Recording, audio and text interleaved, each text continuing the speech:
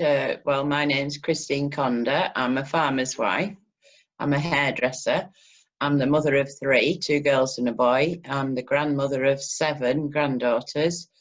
I still live on the farm, but I don't do any farm work now because I've bred a replacement. I've been very interested in working with people. I think that's because of the hairdresser bit. Being that type of person, you tend to get involved in lots of things, and that's sort of morphed over the last 20 years into, now the children are grown, into getting broadband to people. And we started at first with a wireless network that we beamed across the valleys through farmers' barns. You know, the farmers' barns are quite tall, and you put your transmitter on the barn of a farm and you can beam it across the valley to another farm and another farm to get us on the internet, basically. And that then turned into laying fibre to all the farms and getting a proper fibre broadband connection. Well, when we built our wireless network, it was with Lancaster University. There was a chap there in the network research special project unit called Nicholas Race, and we sort of nagged at him, and in the end he found some money to put 3 antennas up in our village and 3 mesh boxes to see if it would work, and run a project on it on a mesh network. But they hadn't got any real funding for it, so we hadn't got a lot of money to throw at it, so it meant we had to do a lot of the work ourselves, and we had to raise some money ourselves for some more mesh boxes to scatter around the village, to spread this wireless signal around the village. And he turned that project into what he called a living lab. So we were the white mice in his living lab, and all his students researched us and how we were making this mesh work and how we were getting broadband into people's houses for free. It was all for free. Nobody had to pay for it, and we got the whole village on the internet. And because they didn't really know what the internet was, we started running a little club every Friday, me and another girl, Debbie, who's since died. But me and Debbie ran this club and taught everybody how to use the internet safely. And we taught them how to get little antennas in the houses to pull the signal off the mesh onto the computers. There was no real Wi-Fi gadgets then. Everything was done with Ethernet. So these little dongles we bought, again, me and Debbie got some funding, and we bought these dongles that plugged into the computers. And if they wanted to stay on the network, they paid for those little dongles. I think they're about £20. And then we bought another one to give to somebody else. And all this work with that project taught us that if you help people to help themselves, it's a double whammy. So you don't do it for them, you do it with them. You show them how to do it, and chances are they'll help the next door neighbour do it. So you don't have to do every house yourself. You enable people to help themselves. And so we built this mesh with the university in our village. And I don't live in the village. I live on a farm on the hillside behind the village. So I couldn't even get on this flipping mesh. You know, I couldn't get on the network. So we started another project, me and Debbie, to get it to the farmers like me. And we needed some money to do it because it was such long distances through the valley. And so we managed to get some funding to start this thing. And the funding, strangely enough, wasn't to build a wireless network. It was for 6 case studies about 6 rural businesses that couldn't get broadband. That's what we were paid to do. So me and Debbie did that for free. And we got the money, and we used the money to buy mesh boxes. And using the knowledge we'd learned from the university, we put the mesh boxes on the farmers' barns and fed our own network right through the valley. And it just worked brilliantly. With volunteer input, you know, these things don't just run themselves. You just keep an eye on it and keep mending it and stuff. But we managed fine until somebody invented YouTube. And once that person invented YouTube, our network was stuffed because we hadn't got the feed for video. So web pages, such as they were in those days, this was 2004-05, the internet worked fine. We could make the internet work fine, emails worked fine, everything worked just fine until video came along. And once video came along, we were trashed. So we had to get a bigger feed, a backhaul for our network, and we couldn't afford one. There were only 29 customers on this mesh, you know, businesses and farmers paying £25 a month, which is quite a lot of money, but that's what it cost to run it without anybody getting paid. And so we certainly couldn't afford to buy a feed off the telecoms provider in this country. I think every country is the same. It's one monopoly and they're very expensive. So we talked to the university again, and they managed to get some funding for a television project for their living lab rats. We were the rats, you see, the mice. And they wanted to do this television thing with us, with video. And of course, their mesh wouldn't work either, because their mesh was stopping working when any kid clicked on a YouTube video. Everybody else couldn't use it. And so they got what's called a leased line in, which is a powerful feed. And it cost them an awful lot of money. And it was only for a year or two while this project ran. And they did this very interesting project that sort of turned into what in this country is, what do they call it? Now TV, I think it's called, where you can watch television on demand. So instead of watching what's on telly, you can watch what's been on when you want to. And it was a prototype for that. So that gave us, and then we said, well, can we join our network, our private network for the 29 families in the valley? Can we join our network onto the Ray Mesh, onto the research network? And they will become lab rats as well. They will answer your questions. They'll try your little boxes. They'll try your different projects, and they'll talk to your students. Because we had 2 PhD students on this project. They both got the PhDs off this project, researching us. And so they let us. It wasn't strictly ethical because we were all paying to run our network, and the university can't take money. They've no mechanism to take money. And we needed the money to carry on keeping our network working. We just got the feed from the university. And in return, we became the lab rats. And that kept us going for another couple of years. In the meantime, we were looking at ways to get a feed. So we talked to Barry Ford, who used to run the computer set, the whole of the networking at the university, and he'd retired. And I'd met him. He gave me my first antenna to put on somebody's house, did Barry. Really nice chap, but he'd retired. And he was getting bored with being retired. And his village, which is way over the next set of hills and mountains to me. I mean, they're not mountains like you have in Nova Scotia, but to us, the mountains. So we couldn't see him to beam him a signal, and he couldn't beam one to us. It would be a totally separate network. And so he was looking at ways of helping his village. I was still trying to help our side of the valley.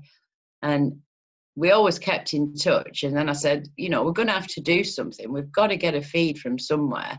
And he said, well, how about starting a project with the council, the city council, and see if they can, you know, get us some money. And he could do the network plan, because that was his job. You know, that's his gift, is the actual design. The physical design of a network is what he does, stood on his head. And we got this plan together. There was me and there was Barry. There was Lindsay Annison, who is another person you must interview. A lot of the ideas for Barn came from Lindsay. She's just a genius at ideas, but she doesn't actually do anything, if you know what I mean. She just thinks of these things, remembers these things, hoovers up all this knowledge and throws it out at you. And you make of it what you will. So there was me and Lindsay and Barry. Then there was a lady called Monica, who was very good at research. So she could find out how many businesses there were in each of the little villages in our area. And she'd go away and find all that out. And then I would contact each of the villages. We haven't got mayors, we just have parish councils and people I knew. And I knew they all wanted the internet. And I knew we couldn't get it. So I knew we had a sitting target of people who wanted it. And our first plan, back me and Barry and Lindsay's first plan, was to get what we call a digital parish pump in each village. In each community, you put a pump, a feed, a water pipe. They make of it what they will. If they want to build a wireless mesh, they can do. If they want to run fibre or anything else, they can do. But without the feed, we were all stuffed. We had to have the feed. So Barry's first plan was to get a feed into the 8 villages. And it was very successful. We had a really good business plan that he did with the help of Monica. And it said how many businesses would benefit, which is of great interest to governments. They're not too bothered about little old ladies sat in a farm, but they are interested in businesses. So there was me and Barry and Monica and another 7 people. And we said, well, we've got this really good plan. We know where the network joins on to the internet on a dark fibre. You know, you lease a dark fibre, you light it yourself, you just pay rent for the fibre, and you take it straight into a peering centre, straight to the internet. You don't go through telephone exchanges or anybody else's infrastructure. It's all yours. You look after it. So why don't we actually build a network? Why don't we change the plan and actually put a feed into people's houses? How much will that cost? So Barry went away and did another business plan, and he came back with a figure which I think was £1.3 million we needed to make a start on it. And we said, well, if the plan's that good, and if it will one day make money, or at least pay for itself, because the plans we do, we don't want to do a plan that will need constant topping up and subsidies.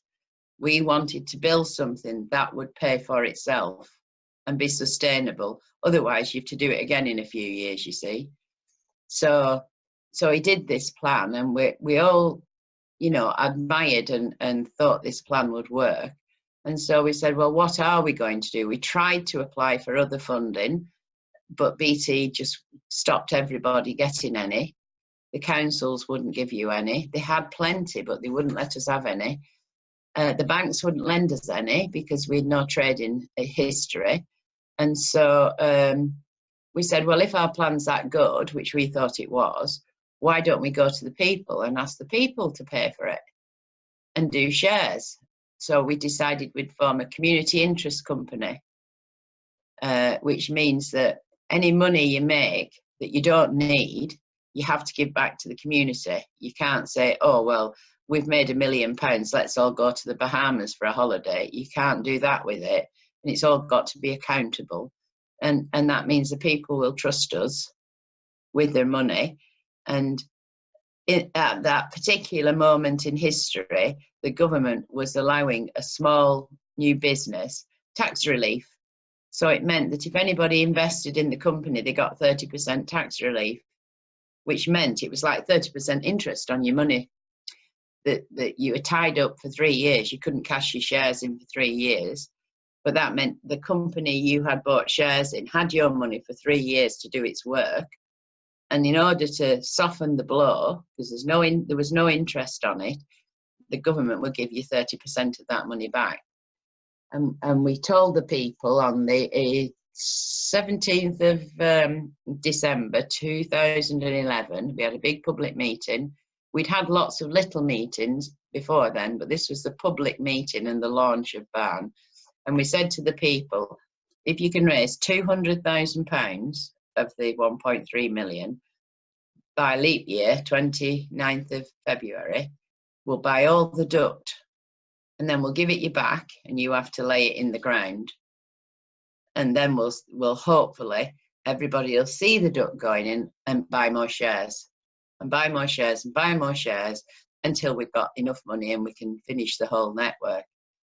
Barry is always the eternal optimist, and he thought that could all be done in 3 years. Well, 7 years later, instead of just doing 8 villages, we're now doing 50 villages, and I don't think we'll ever be finished. The original network. So on the 29th of February, we all met again. The committee met again. We used to meet every fortnight or so, and we knew that Barry would tell us whether we'd got our £200,000 or not. And we thought it would be very close and possibly we wouldn't have got it. And he just said, well, we've got 300,000. And so we all went, oh, shit, we're going to have to do it now.